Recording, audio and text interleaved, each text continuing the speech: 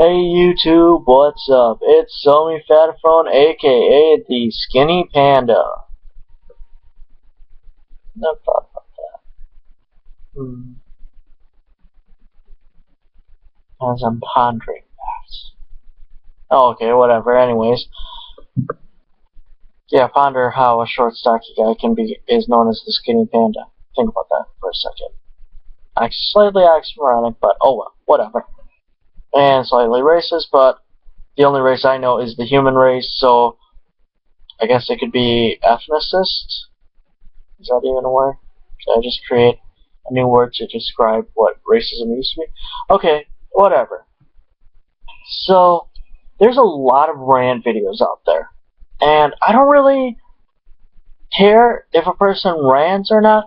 I think it's a good thing to rant. It's a good idea to get all your voices, all your thoughts out, so you get your opinion heard. And I think it's a good idea to rant. And I originally intended to start a YouTube channel as The Ranting Asian. So, I don't necessarily want to go back to that, but I can if needed. The reason I wanted The Ranting Asian is that it's kind of, not to make an internet personality, but just to mainly get my own squabbles and all my own issues that I had kind of out with the world, to share with the world. So, I feel that my rant in bowling is a little, I don't want to say harsh, but there's a lot of opinions that need to be figured out with bowling, to be honest. There's a lot of issues that need to be figured out about bowling. We can talk about all day about how the lane pattern is so easy these days on a typical house shot, or how the bowling balls are so strong and create free hook, and how the pins, they're not heavy enough, so that's why bowlers are carrying easier, or how we're on this side and that side, or bowling alley is built downhill, so that's why this house carries better.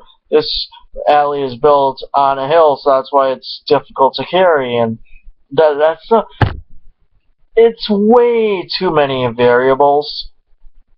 And that's why I think the bowling leaders of the world, like the BPAA, USBC, things like that, it is never going to be in the Olympics. As much as I love bowling, as much as I am passionate about it, I've been doing it for almost 15 years now, so I know what I'm talking about. I know what I'm doing. I repeat, bowling, as long as it is around, will never be in the Olympics. The reason being is that there's too many variables in it. That's why it's going to be difficult for golf to be in the Olympics in the first place, of too many variables. And I'll list all the variables that are making bowling a challenge to be in the Olympics as an Olympic sport. First variable is the lane surface. Are we going to be bowling on wood lanes? Are we going to be bowling on HPL lanes? Are we bowling on synthetic lanes? Are we bowling on Guardian? What exactly are we bowling on as bowlers on a certain lane surface? We need a lane surface that's going to be even for everybody. Next is the oil pattern that's laid down on the lane. Oil back in the day was laid on the lane to actually protect the wood and help the ball glide down the lane so that it didn't go in the gutter. Now we have patterns so that to counteract strong reactive resin bowling balls, so that they can hook, or you can make the lane more difficult by putting out certain patterns. We can do a 1-to-1 flat ratio, or a 2-to-1 almost flat ratio, or a 5-to-1 high volume, or a 10-to-1 high volume house shot. See what's the ratio?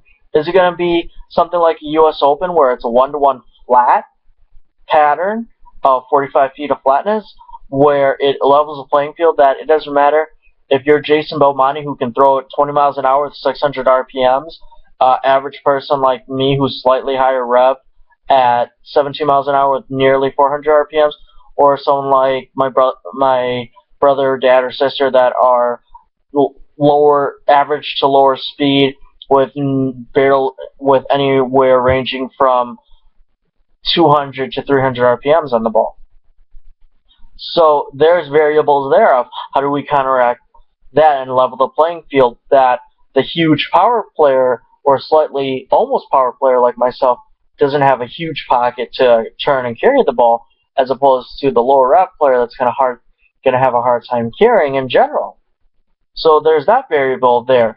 Next is a bowling ball.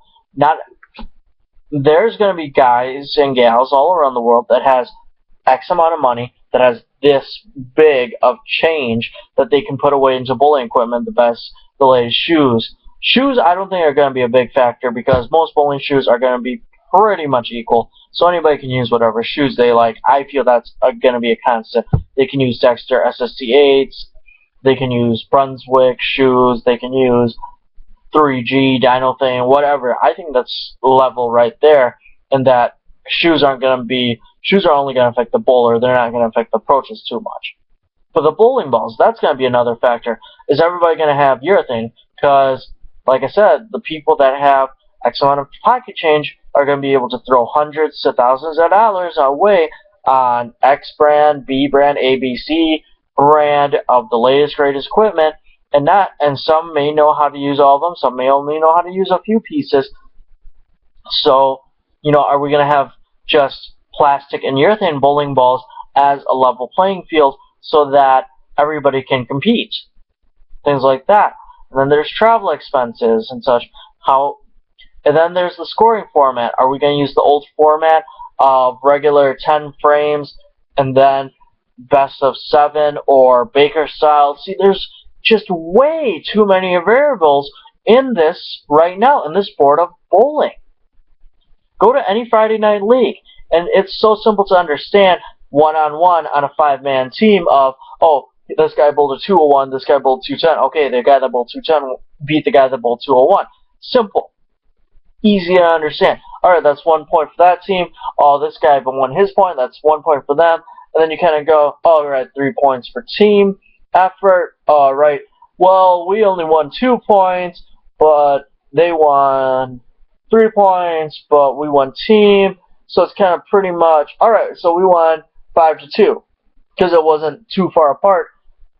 Very simple math to understand, but it can also get boring if it goes on way too long, and we need action constantly to be going so that people can go from one event to the other. If they want to watch bowling, if they want to watch tennis, they want to go watch badminton, they want to go watch Olympic weightlifting. So we need to get bowler audience, a wide, large audience on board.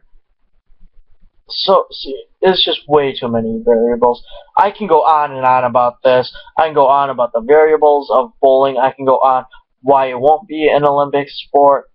And the reason I think it should be, just because it is a sport that just about anybody at any age, race, gender can enjoy.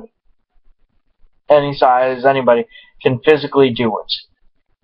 But to be an Olympic sport and to be taken seriously as, wow, you're a professional bowler, and man, you must make so much money. See, that's the thing. That's the other issue.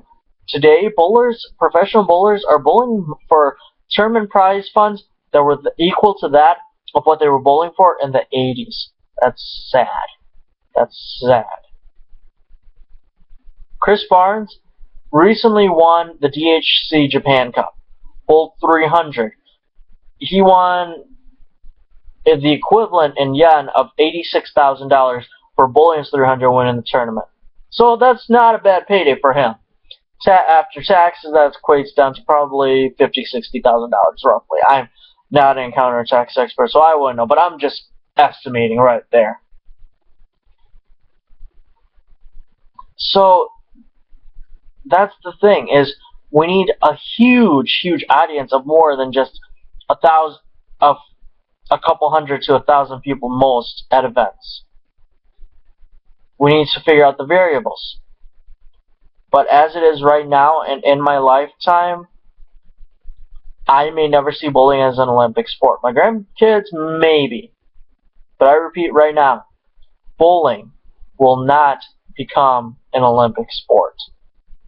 So thanks, guys. I know it was a little bit longer video, but I had to get my ranting and all my grievances out. So thanks for watching. Don't forget to subscribe. You can follow me at Twitter. I'm at SomiFataphone. You'll see Somi the BITW for Best in the World. Not an ego thing. My friends have kind of given that to me. I've earned that from them. So that's why I've used it. Kind of a tribute to CM Punk as well, and Daniel Bryan, both of my favorite wrestlers in the modern era, of course. And yeah, so thanks for letting me get all my grievances out about why bowling will fail as trying to become an Olympic sport. So yeah, don't forget to subscribe. You can follow me on Facebook if you want to message me personally or just see what's going on with my life. It's facebook.com/SomiTheBlade. Read my hub pages about bowling. So yeah, subscribe, guys. Thanks for watching.